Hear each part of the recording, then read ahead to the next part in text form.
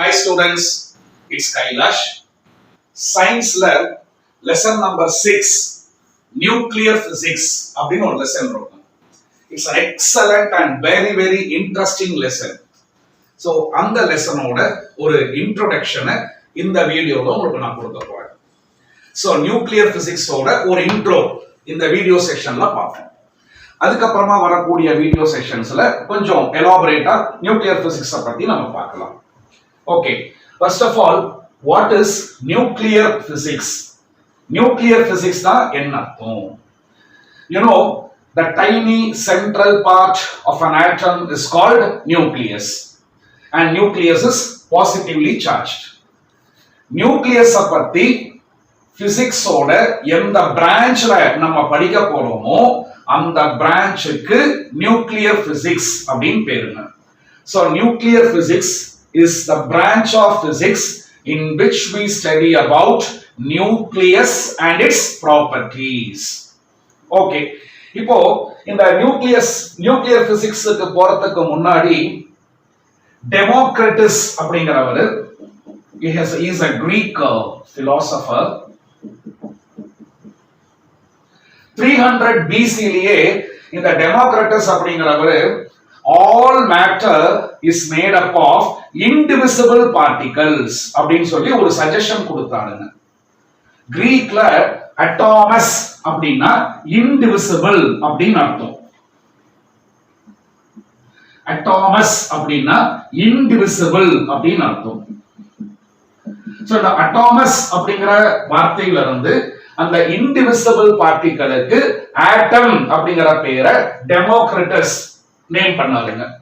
So as per Democritus, all matter is made up of indivisible or indestructible particles called atoms. So முதல்ல ஆட்டம்ங்கற வார்த்தையை coin பண்ணது இவர்தான். அதுக்கு அப்புறமா ஜான் டால்டன் அப்படிங்கறவர் all elements are made up of atoms. All elements are made up of atoms அப்படின்னு சொல்லி ஒரு கான்செப்டை இன்ட்ரோடியூஸ் பண்றாருங்க. and ஒரு பர்టిక్యులர் எலிமெண்ட்ல இருக்கிற எல்லா ஆட்டம்ஸும் அப்சல்யூட்லி ஐடென்டிக்கலா இருக்கும். சோ காப்பர் அப்படிங்கற எலிமெண்ட் எடுத்துட்டோம்னா காப்பர்ங்கற எலிமெண்ட்ல இருக்கிற அத்தனை ஆட்டம்ஸும் ஒரே மாதிரி இருக்கும், ஐடென்டிக்கலா இருக்கும் அப்படின்னு சொல்லி ஜான் டால்டன் சஜஸ்ட் பண்ணாரு. சோ லேட்டர் ஆன் ஜான் டால்டனுக்கு அப்புறம் தாம்சன் அப்படிங்கறவர் cathode rays அப்படின்னு சொல்லி ஒன்னு கண்டுபிடிச்சாருங்க. So Thomson discovered a radiation called cathode rays. இந்த cathode raysல negatively charged particles இருக்கு அப்படிங்கறதையும் கண்டுபிடிச்சார். அந்த negatively charged particlesக்கு Thomson electron அப்படின்னு சொல்லி பேர் கொடுத்தாருங்க. இப்ப என்ன ஆயிடுச்சு அப்படின்னா John Dalton and Democritus concept பிரகாரம் atom is the smallest particle, fundamental particle with which all the materials are made of. ஆனா இந்த தாம்சன் cathode rays, அதாவது cathode raysல இருக்கிற எலக்ட்ரான்ஸ் டிஸ்கவர் பண்ணதுக்கு அப்புறம் பார்த்தா என்ன ஆயிடுச்சுன்னா atom is no more fundamental particle. fundamentalனா smallest, அத ஃபர்தரா நீங்க smallest particle-ஆ பிரேக் பண்ண முடியாது. அப்படி இருந்ததுன்னா I use the word fundamental. So Thomson எலக்ட்ரானை கண்டுபிடிச்சு முடிச்சதுக்கு அப்புறம் atom is no more fundamental particle. ஆட்டமை விட ஒரு ஸ்மாலர் பார்ட்டிகல் இருக்கு. யார் அது அப்படின்னா எலக்ட்ரான். எங்க இருக்கு இந்த எலக்ட்ரான் அப்படின்னா ஆட்டம்குள்ளேயே இருக்கு அப்படின்னு சொல்லி சஜஷன் பண்ணாரு. அதுக்கப்புறமா தாம்சனோட ஒரு ஸ்டூடெண்ட் ரூதர்ஃபோர்ட், இவர் என்ன பண்ணாருன்னு கேட்டீங்கன்னா ஆல்பா பார்ட்டிகல் ஸ்கேட்டரிங் எக்ஸ்பெரிமெண்ட் அப்படின்னு ஒரு எக்ஸ்பெரிமெண்ட் இருக்குங்க. அந்த எக்ஸ்பெரிமெண்ட் மூலமாக நியூக்ளியஸ் அப்படிங்கிற ஒரு என்டிட்டியை கண்டுபிடிச்சாருங்க. So Rutherford, a student of Thomson, discovered nucleus of an atom. So as per Rutherford, all atoms contain a tiny central part called nucleus, and the nucleus is positively charged. The electrons which are negatively charged will revolve around the nucleus in circular orbits. அப்படினா ஆட்டமுக்கு ஒரு structure கொடுத்தாரு Rutherford. So இந்த மாதிரி உங்களுக்கு ஒரு story மாதிரி போகும் ஆட்டமோட Discovery. So நீங்க லோயர் கிளாसेसல 9th ஸ்டாண்டர்ட்ல வேரியஸ் ஆட்டம் மாடல்ஸ் பத்தி நீங்க படிச்சிருப்பீங்க. Now நம்ம டீல் பண்ண போற லெசன் வந்து nuclear physics wherein we are bothered only about the nucleus and not the atom. So அதனால let me go into nucleus directly without going into atom. Okay. இப்போ முதல்ல நியூக்ளியஸ் பத்தி சில பேசிக்கான சில விஷயங்கள் நான் சொல்லிடுறேன். ரைட், ரூதர்ஃபோர்ட் இப்ப நியூக்ளியஸ் கண்டுபிடிச்சாரு இல்லீங்களா? அதுக்கு அப்புறமா கோல்ட்ஸ்டெயின் அப்படிங்கறவர் புரோட்டான்ஸ் அப்படிங்கறத கண்டுபிடிச்சாருங்க. So Goldstein discovered protons. In fact, Goldstein அப்படிங்கறவர் பாசிட்டிவ் ரேஸ் அப்படின்னு சொல்லி ஒரு ரேடியேஷனை கண்டுபிடிச்சார். அதுல பாசிட்டிவ்லி சார்ஜ்டு பார்ட்டிகல்ஸ் இருக்கு, அதுக்கு பேர் புரோட்டான்ஸ் அப்படின்னு ரூதர்ஃபோர்ட் வச்சாருங்க. அப்ப நம்ம எப்படி எடுத்துக்கலாம்னா, it was Goldstein who discovered protons and the name protons was given by Rutherford. And later on James Chadwick, he discovered a neutrally charged particle called neutrons. So இதெல்லாம் கண்டுபிடிச்சு முடிச்சதுக்கு அப்புறம் பாத்தீங்கன்னா என்ன கன்க்ளூஷன் பண்றாங்க அப்படின்னா, protons which are positively charged and neutrons which are electrically neutral are present inside nucleus of an atom. அப்ப எந்த ஒரு ஆட்டமோட நியூக்ளியஸ்க்குள்ள நீங்க தலைய நுழைச்சு பார்த்தீங்கன்னா உங்க கண்களுக்கு ரெண்டு பார்ட்டிகல்ஸ் தெரியும். ஒன்னு பாசிட்டிவ்லி சார்ஜ்டு புரோட்டான்ஸ் தெரியும், இன்னொன்னு நியூட்ரல் பார்ட்டிகல்ஸ், எலக்ட்ரிக்கலி நியூட்ரல். வெறும் நியூட்ரல்னு சொல்லக்கூடாது, எலக்ட்ரிக்கலி நியூட்ரல்னு சொல்லணும். எலக்ட்ரிக்கலி நியூட்ரல் நீங்க சொன்னாதான் நெய்தர் பாசிட்டிவ் நார் நெகட்டிவ், பாசிட்டிவும் கிடையாது நெகட்டிவும் கிடையாது அப்படிங்கிற அர்த்தம் வரும். சோ நீங்க நியூக்ளியஸ்க்குள்ள தலைய நுழைச்சு பாத்தீங்கன்னா you will be able to see positively charged protons and electrically neutral particles named neutrons நீங்க பார்க்கலாம். இப்ப இந்தியால ஒருத்தன் தங்குறானா அவனுக்கு ரெசிடென்ட் ஆஃப் இந்தியா, அவனை நம்ம இந்தியன் அப்படின்றோம். அமெரிக்காவோட ரெசிடென்ட் அமெரிக்கன் அப்படின்னு சொல்றோம். அப்ப நியூக்ளியஸோட ரெசிடென்ட் யாரு அப்படின்னா புரோட்டான்ஸோ neutrons. So since protons and neutrons reside inside the nucleus, since they are residents of nucleus, I am going to chellamaaga call protons and neutrons as nucleons. So இனிமேல் நம்ம nucleon அப்படிங்கிற வார்த்தையை use பண்ணா இப்படினா உங்களுக்கு பாபா படம் Rajinikanth sir ஞாபகத்துக்கு வர மாதிரிங்க. நியூக்ளியான் அப்படிங்கிற வார்த்தையை பார்த்தாலே என்ன ஞாபகத்துக்கு வரணும்? நியூக்ளியஸோட ரெசிடென்ட், அதாவது புரோட்டான்ஸ் அண்ட் நியூட்ரான்ஸ் ஞாபகத்துக்கு வரணும். So both protons and neutrons are technically called nucleons because they are residing inside the nucleus. Okay. இப்போ ஒரு ஆட்டமோட நியூக்ளியஸ்க்குள்ள ஒரு எலிமெண்டோட all elements are made up of atoms. ஒரு எலிமெண்டோட ஆட்டமோட நியூக்ளியஸ்க்குள்ள எவ்வளவு புரோட்டான் இருக்கோ அந்த புரோட்டான் நம்பரை we call it as atomic number, denoted by the letter Z.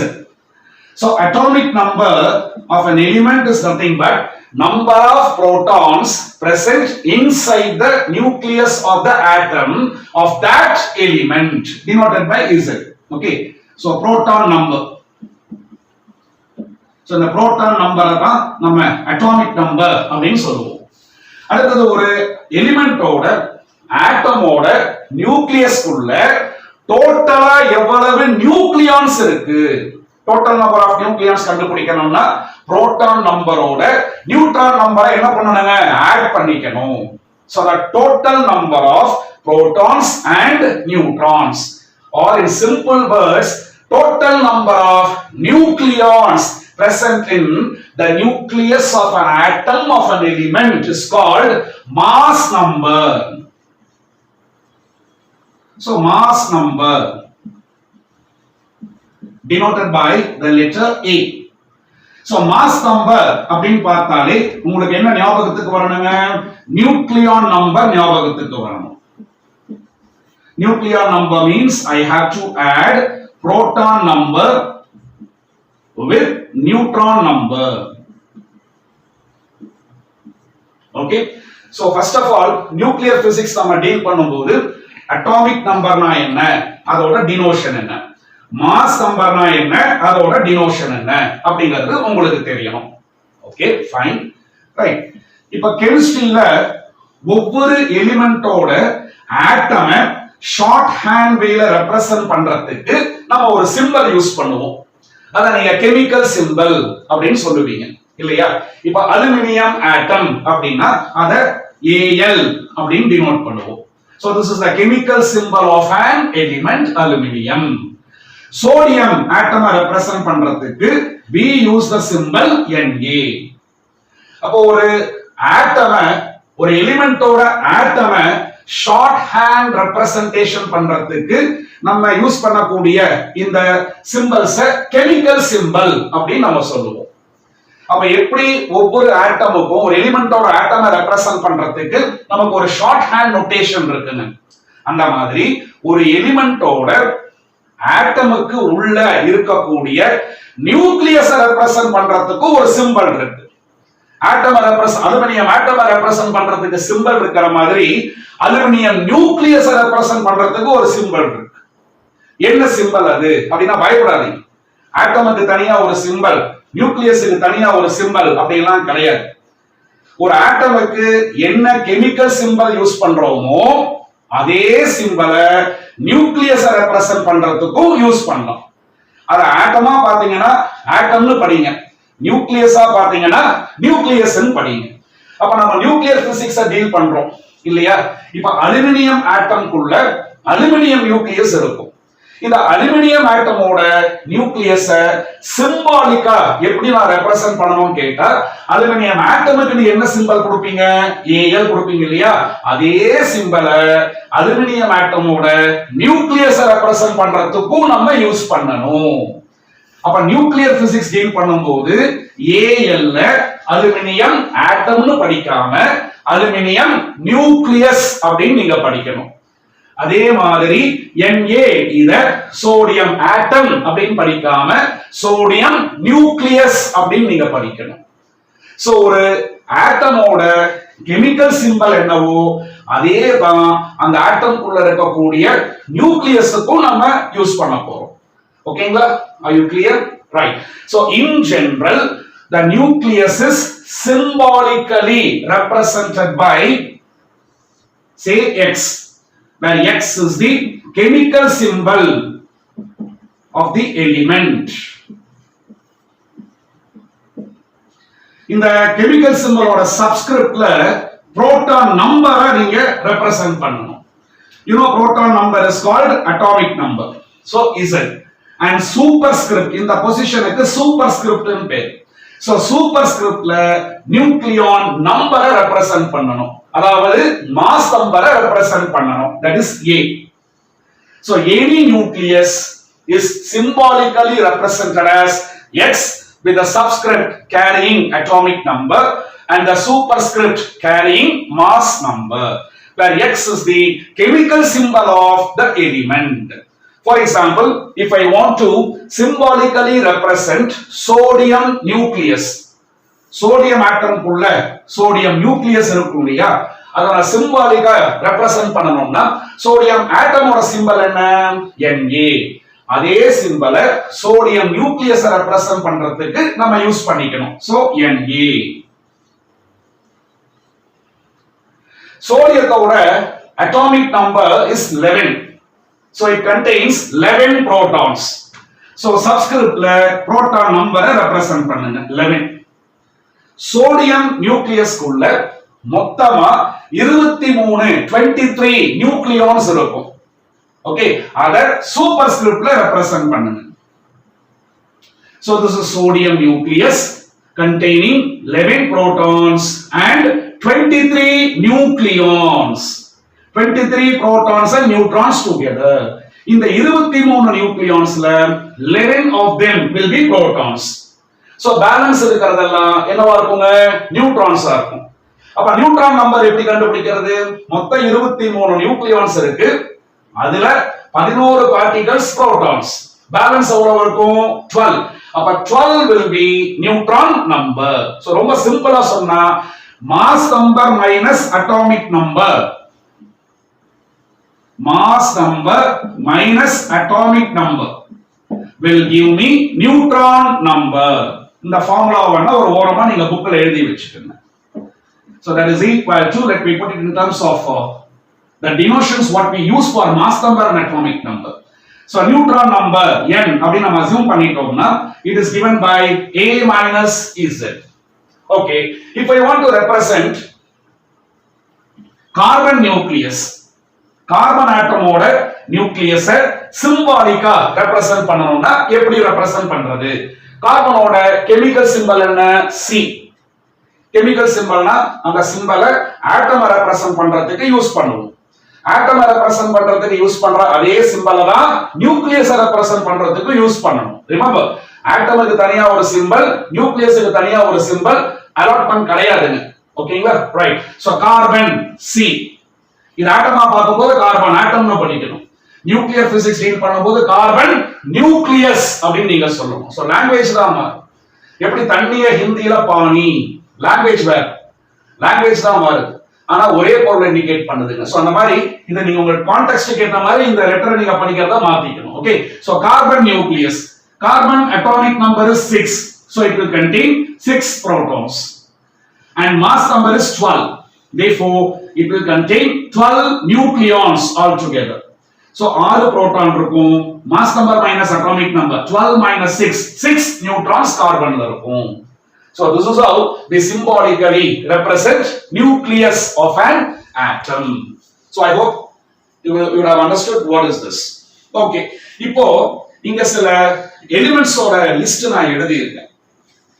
Periodic tableல atomic number 1 ல இருந்து atomic number 118 வரைக்கும், there are totally 118 elements.